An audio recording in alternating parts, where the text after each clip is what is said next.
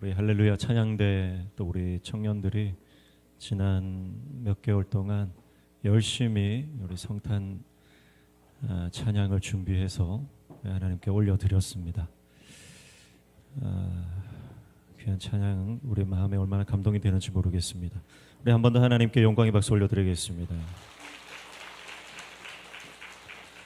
옆에 분하고 인사하겠습니다. 메리 크리스마스.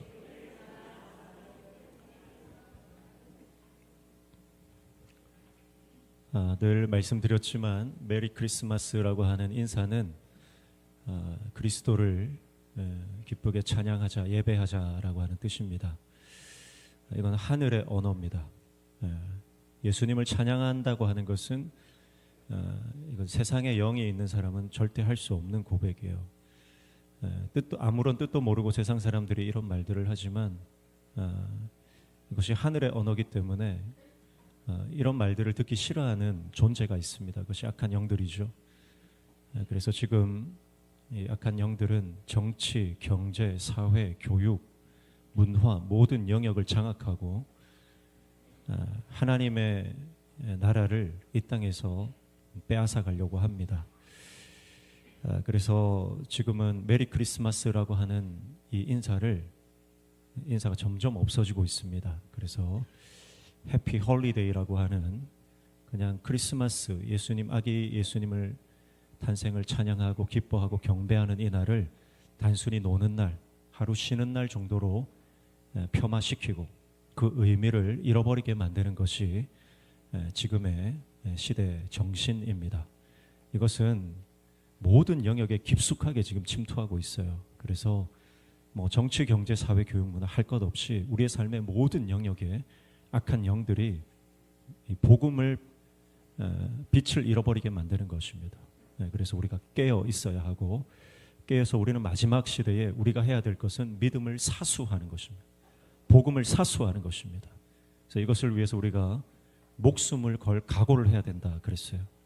그래서 목사는 앞으로 더욱 이 강단에서 복음 전하는 것이 힘든 시대가 온다 그랬습니다.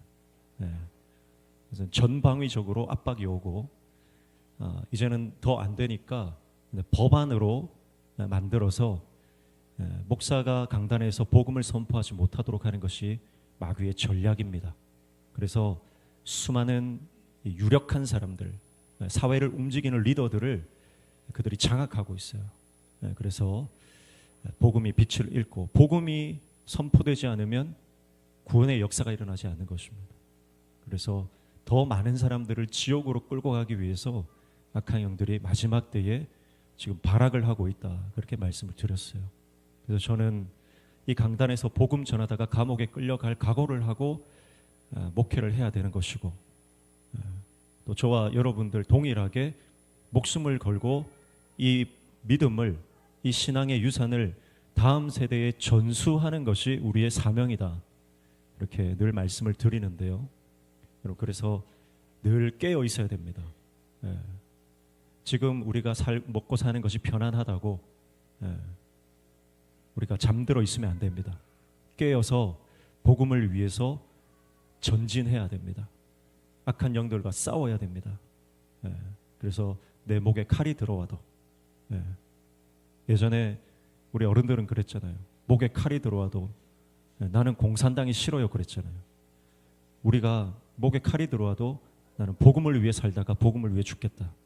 그런 정신으로 믿음으로 승리하시기를 주님의 이름으로 축복합니다. 목숨을 걸어도 신앙이 전수될까 말까 한 시대예요. 지금 보니까 공영방송에서 이 일반적이지 않은 가정, 이 동성애자들이 모여가지고 공영방송에서 지금 이런 방송들을 지금 시작을 했더라고요. 지금 우리 아이들이 우리가 목숨 걸고 신앙을 전수하려고 해도 힘든 시기에 오늘 저와 여러분이 깨어서 믿음으로 주님 복음 증거하고 복음의 증인으로 살아가며 신앙의 유산을 다음 세대에 전수해 줄 수 있는 하나님의 종들 되시기를 축복합니다. 그런 의미로 내가 이 크리스마스의 정신을 지키고 내가 이것을 사수해 나가겠습니다. 그런 의미로 옆에 있는 분하고 다시 한번 인사하겠습니다. 메리 크리스마스. 네. 오늘 마태복음 2장 11절 말씀 우리가 함께 읽었는데요. 한 번 더 같이 읽어보겠습니다. 시작. 집에 들어가 아기와 그의 어머니 마리아가 함께 있는 것을 보고 엎드려 아기께 경배하고 보배합을 열어 황금과 유향과 몰약을 예물로 드리니라. 아멘. 동방 박사들이 별을 보고 그 수천 킬로에 달하는 그 여정이었을 것이라고 우리가 추측할 수 있습니다. 구약의 시편과 이사야의 말씀에 보면 열방의 왕들이 메시아에게 와서 경배한다, 무릎을 꿇는다는 예언의 말씀이 있는데, 이 동방 박사들이 아기 예수께 무릎을 꿇고 경배하는 것은 구약의 그 말씀이 성취되는 장면입니다. 아니, 어떻게 열방에 있는 왕들이 주님께 나와서 예배할 수 있을까? 그게 과연 가능할까 생각이 들지만, 예수님께서 이 땅에 오셨을 때 아기 예수로 이 땅에 오신 그 순간에 그 예언의 말씀이 성취되는 것입니다. 이 동방 박사들은 별을 따라왔는데요, 예수님께서 우리의 별이 되시는 줄로 믿습니다. 그래서 우리는 예수님을 따라가는 존재입니다. 그리고 예수님을 따라갈 때 우리는 그 앞에서 경배하고 하나님의 약속이 성취되는 것을 보게 될 것입니다. 그래서 주님의 말씀은 반드시 성취됩니다. 제가 지난 주간에 그 성경 번역 선교회, GBT 선교회라고 있습니다. 거기에 정기 예배와 총회를 하는데 갑자기 반주자가 없는 거예요. 그래서 이게 저한테까지 이게 연락이 왔어요.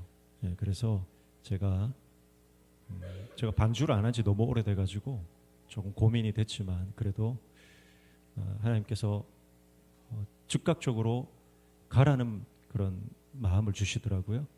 그래서 그냥 순종하고 갔습니다. 제가 정말 오랜만에 예배 반주를 하고 찬양 반주를 섬기는데, 예전에 제가 대학 다닐 때는 반주를 하러 좀 다녔었거든요. 그때 생각들이 한 20년 전 생각들이 막 새록새록 나면서 좀 마음이 새로웠습니다. 그래서 오랜만에 반주를 하면서 제가 새롭게 깨닫는 게 뭐냐면, 반주자는 항상 누구를 봐야 돼요? 반주자는 항상 인도자를 봐야 돼요. 지휘자를 항상 봐야 돼요. 손으로 눈으로는 내가 악보를 보고 피아노 건반을 누르고 있지만 항상 신경은 어디에 가 있어요? 지휘자에게 가 있어요. 그래서 지휘자를 향해서 안테나를 딱 세우고 그 지휘자를 항상 이렇게 곁눈질로 봐야 되는 거예요. 좀 실력이 있는 반주자들은 악보를 안 봐도 되기 때문에 반주자를 보고 이렇게 반주를 합니다. 이 지휘자를 보고 반주를 하거든요. 제가 오랜만에 그 감각을 경험하면서 그런 생각이 드는 거예요. 우리 주님이 내 인생의 지휘자신데, 우리 주님이 내 인생의 인도자이신데, 내가 내 악보 본다고 정신이 없어서 주님을 바라보지 못했구나. 내 삶이 너무 바쁘고 정신이 없어서 내가 주님 바라보지 못하고 내 박자대로 갔구나. 내 박자대로. 그런 생각이 드는 겁니다. 그래서 반주자가 지휘자를 바라볼 때 그때 아름다운 찬양이 일어나는 거죠. 우리 반주하시는 우리 집사님 잘 아시겠지만, 이렇게 우리가 주님을 바라보시기를 주님의 이름으로 축복합니다. 주님을 따라가는, 별을 따라갈 때 영광스러운 아기 예수의 임재를 경험하는 것처럼, 거기에서 구약의 약속의 말씀이 성취되는 것처럼 우리가 주님을 따라가면 하나님의 영광이 우리 삶 가운데 임하게 될 것이고, 할렐루야. 우리가 주님의 말씀을 따라갈 때, 주님의 인도하심을 받고 그 길을 따라갈 때 하나님의 언약의 말씀, 약속이 우리 가운데 가능해지는, 실현되어지는, 성취되어지는 역사가 일어날 줄로 믿습니다. 그래서 주님을 따라가는 것입니다. 11절에 앞에 보니까 집에 들어가 아기와 그의 어머니 마리아가 함께 있는 것을 봤다 그랬습니다. 아기와 어머니가 함께 있었어요. 그런데 경배는 누구에게 합니까?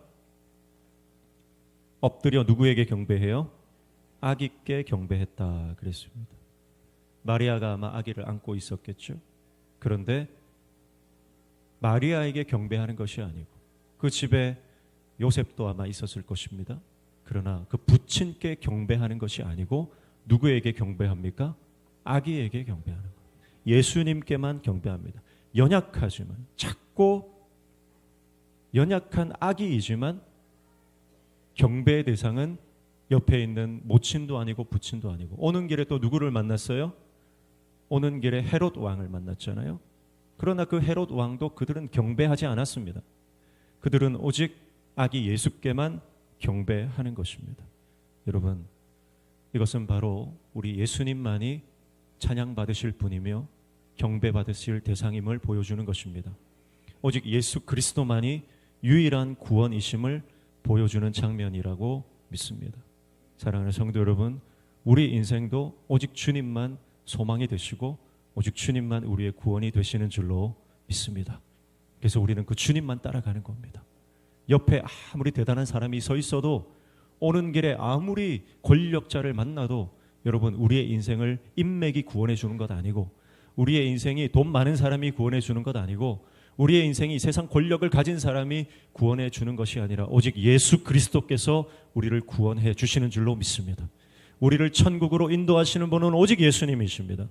우리를 구원해 주신 유일하신 분이 오직 예수 그리스도라는 것을 여러분 믿고, 그분이 우리의 삶을 붙잡으시면 우리 삶을 그분이 책임져 주신다는 것을 여러분 우리가 신뢰하면서 그분을 따라가는, 그분만 예배하는 하나님의 종 되시기를 주님의 이름으로 축복합니다. 그래서 늘 우리가 고백해야 되는 건 그거예요. 주님만이 왕이십니다. 예수님만 우리의 구원이십니다. 예수님만이 우리의 소망이십니다. 예수님이 천국의 열쇠 되십니다. 예수님이 나의 목자 되시고 예수님이 나의 반석 되십니다. 여러분, 이 고백을 주님께서 기뻐하시는 줄로 믿습니다. 근데 우리는 은연중에 더 돈을 높이고요, 건강을 더 높이고 인맥을 더 의지할 때가 있습니다. 여러분, 오늘 저와 여러분이 믿음으로 예수님만이 우리의 유일한 소망이고 구원이십니다 고백할 때 우리 주님께서 영광을 받으시고 우리에게 복을 내려 주시는 줄로 믿습니다. 그래서 아기 예수님을 만나 그 앞에 무릎을 꿇고 경배하는 동방 박사들이 그 다음에 보배합을 열었다, 그렇게 말씀을 하고 있습니다. 여러분, 보배합을 열었다. 보배합이 뭐죠? 쉬운 말로 보물상자입니다. 그들이 가지고 있었던 가장 소중한 것, 그것을 뚜껑을 닫아두지 않고 열었다. 보물상자를 열었다라고 하는 것입니다. 여러분, 예수님을 만난 사람, 예수님을 제대로 만난 사람은 한 사람도 예외 없이 그들의 보물상자를 열었습니다. 그들의 마음을 열고 그들의 인생을 주님께 드리고 그들의 가치관이 주님의 말씀의 기준이 되고 그들의 인생이 주님께 아낌없이 헌신하는 인생이 되었다라고 하는 것입니다. 보물상자, 보배합을 열었다라고 하는 것은 예수님 앞에 경배하는 사람에게 일어나는 영적인 반응입니다. 그래서 오늘 우리가 예수님을 제대로 만나면 우리의 닫혔던 마음의 뚜껑이 열립니다. 헌신의 뚜껑이 열리고요, 봉사의 뚜껑이 열리고요, 섬김의 뚜껑이 열리고요, 용서의 뚜껑이 열리고요. 그리고 그 굳게 닫혀졌던 마음의 문이 열리는 역사, 그것이 예수님 앞에 온전한 예배할 때 일어나게 되는 줄로 믿습니다. 여전히 내가 내 마음에 꽁한 게 있잖아요. 용서하지 못하고 사랑하지 못하고 섬기지 못하고 내가 예수님 앞에 예배에 지금 실패하고 있다는 말이 되는 거예요.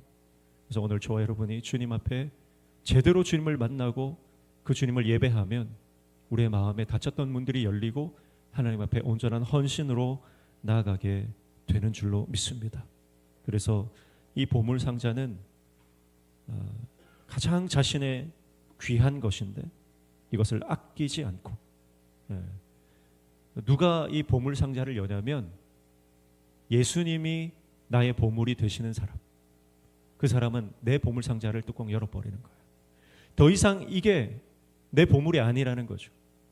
내가 지금까지 보물처럼 여기고 살아왔던, 이거 뺏기기 싫어서 닫고 잠그고 품고 살았던 나의 보물이 있는 거예요. 그게 어떤 분들은 자식이 보물일 수도 있고요. 어떤 분들은 건강이 그렇고, 어떤 분들은 사람과의 어떤 관계, 명예, 권력 이런 것들이 자신의 보물이에요. 그래서 단단히 걸어 잠그고 절대 열지 않습니다. 그러나 예수님이 나의 보물이 된 사람은 세상의 보물이 더 이상 나의 보물이 아닌 거예요. 그래서 그 뚜껑을 열어 주님 앞에 다 쏟아 헌신하게 되는 줄로 믿습니다. GBT 선교회 얘기를 또 해서 죄송한데요. 양해하고 들어주십시오.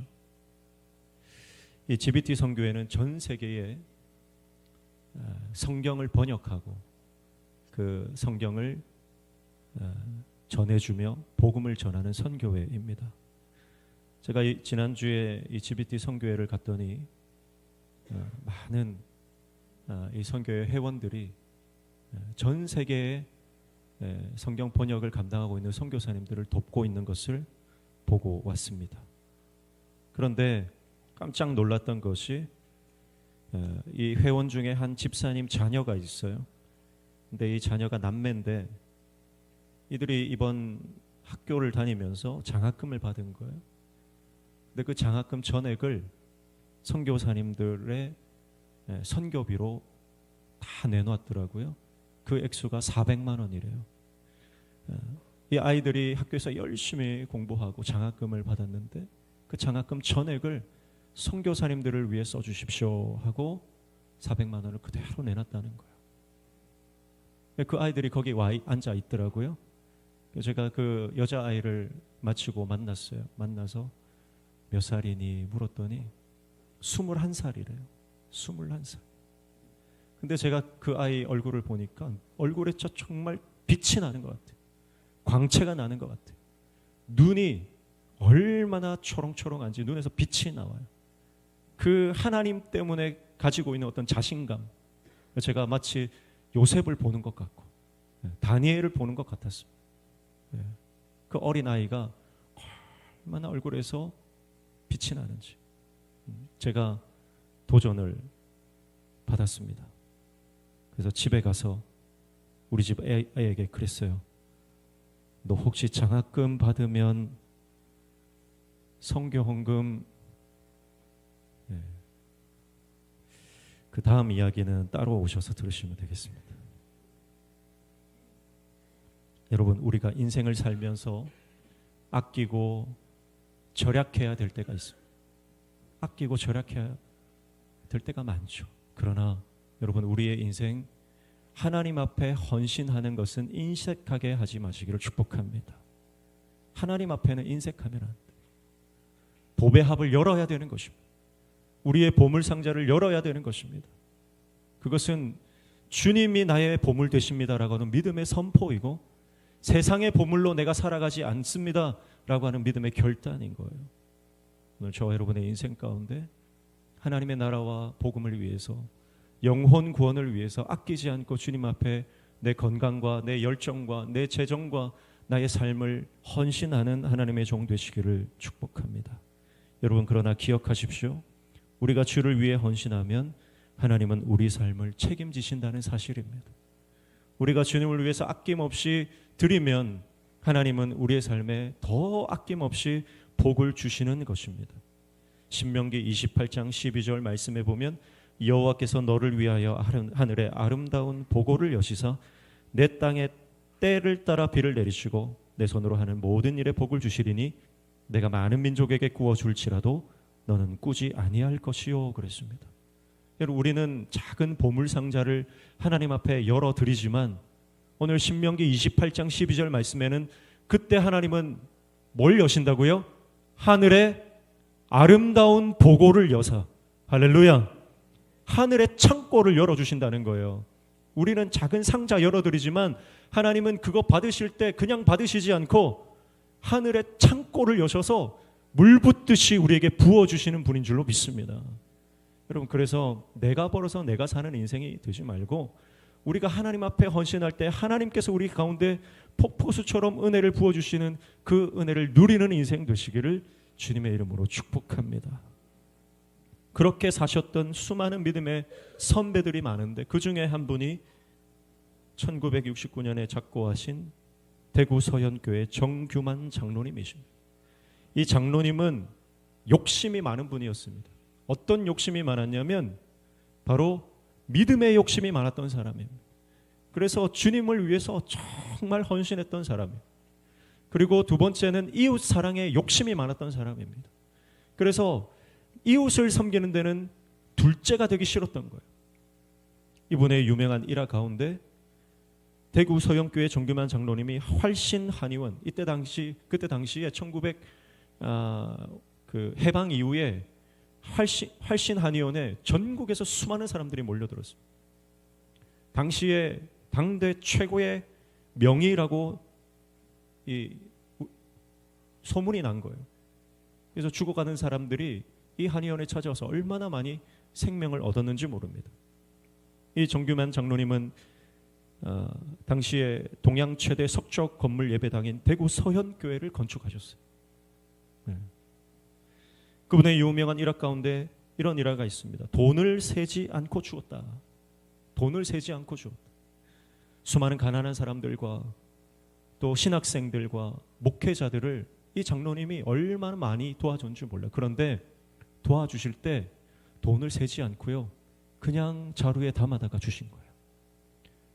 어떤 목사님이 목회를 하는데 참 어렵다 그러면 그냥 자루에 돈을 그냥 담아다가 그 자루채로 그냥 줬어요. 얼마인지 세지도 않고 주셨다는 거예요. 그래서 사람들이 물었어요. 왜 돈을 세지 않고 주십니까? 그랬더니 이 장로님이 그랬어요. 금액을 기억하고 싶지 않아서 그랬습니다. 왜냐하면 내가 누구에게 얼마를 줬다는 것을 기억하면 내가 누구에게 얼마를 줬다는 그것이 내 자랑이 될까 봐 두려워서 그랬습니다. 그랬다는 걸. 하나님께서는 그렇게 이웃 사랑을 위해서, 하나님의 나라를 위해서 아낌없이 투자했던 이 장로님에게 어마어마한 복을 주셨어요. 어마어마한 복을 주셨어요. 그래서 이 장로님을 통해서 수많은 사람들이 살아나게 되고, 그래서 활신환의원에 가면 몸이 낫기 전에 마음이 먼저 낫는다, 그런 말이 돌 정도였습니다. 그래서 이 장로님이 살아생전에 얼마나 많은 사람들을 돕고 존경을 받았는지, 그의 평전인 믿음과 헌신의 사람 정규만이라고 하는 그의 평전에 보면 그가 죽었을 때 전국에서 애도의 인파가 몰려들어서 그 장사진을 이루었다 그래요. 장사진을 이루었다. 사랑하는 성도 여러분, 우리가 주님을 위해서, 영혼 구원을 위해서, 복음 증거를 위해서 아끼지 않고 주님 나라를 위해서 쓴다면 주님은 하늘의 아름다운 보고를 여시고 하늘 창고의 문을 확 열어 제치셔서 우리가 감당할 수 없을 만큼의 놀라운 복과 은혜를 허락해 주시는 줄로 믿습니다. 그리고 우리의 이름이 우리 후손 대대에 기억되고 믿음의 본이 되는 역사가 일어나는 거예요. 여러분, 아무리 돈 많은 사람도 기억되는 사람은 별로 없습니다. 그러나 우리가 주님을 위해서, 하나님 나라를 위해서 헌신하고 섬기면 하나님께서는 잊지 않으시고 기억하시고 기록하시는 거예요. 여러분 명심하십시오. 하나님은 기억하시고 기록하시는 분입니다. 절대 잊지 않으시는 분이에요. 그래서 생명책에 기록하시는 거예요.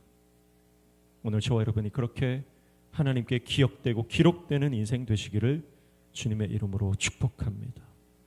오늘 법의 합을 열어서 동방 박사들이 황금과 유향과 몰약을 예물로 드리고 있습니다. 동방 박사가 몇 사람이에요? 3가지 예물을 드리니까 우리는 보통 동방 박사 3사람이다 그렇게 기억을 하지만 몇 사람인지는 성경에 나오지 않습니다. 그래서 몇 사람인가 대해서는 여러 가지 전승이 있고 추측설이 있지만 정확한 건 하나도 없습니다. 동방 박사가 몇 사람인지 성경은 의도적으로 숨기고 있다는 말이에요.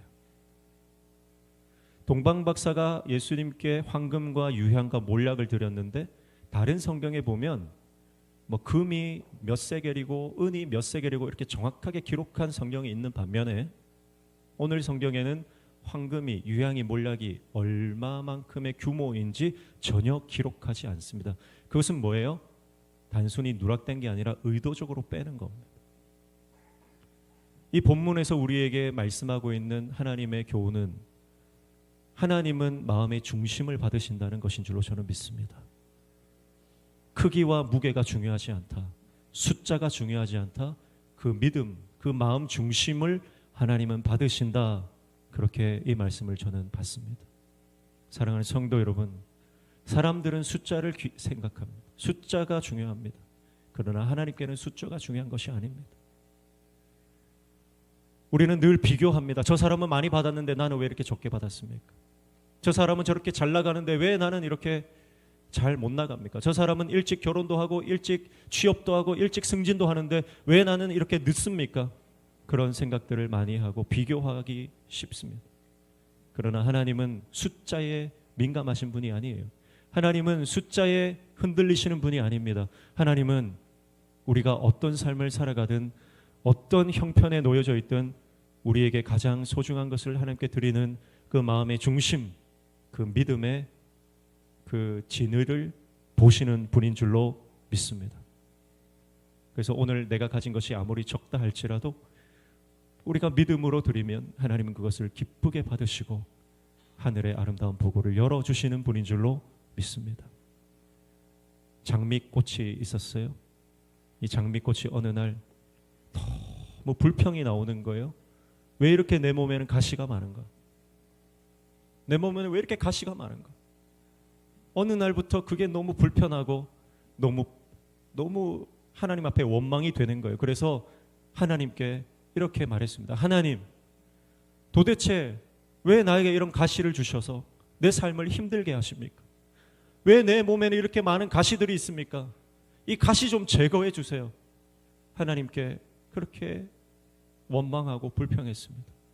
그러자 하나님께서 장미꽃에게 이렇게 말씀하십니다. 얘야, 너는 원래 가시나무였어. 그런데 내가 너에게 장미꽃을 선물로 준 거야. 너 그거 잊어버렸니?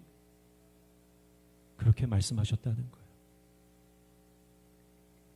여러분, 오늘 우리가 우리의 삶에 너무 고난이 많고 고통이 많고 가시가 많아서 늘 불평하고 원망했지만, 그러나 하나님은 우리의 삶에 장미꽃을 선물로 주시고 그 장미꽃의 아름다움과 향기를 맡으면서 우리의 삶의 가시를 이겨나가도록 우리에게 은혜를 주시는 분인 줄로 믿습니다.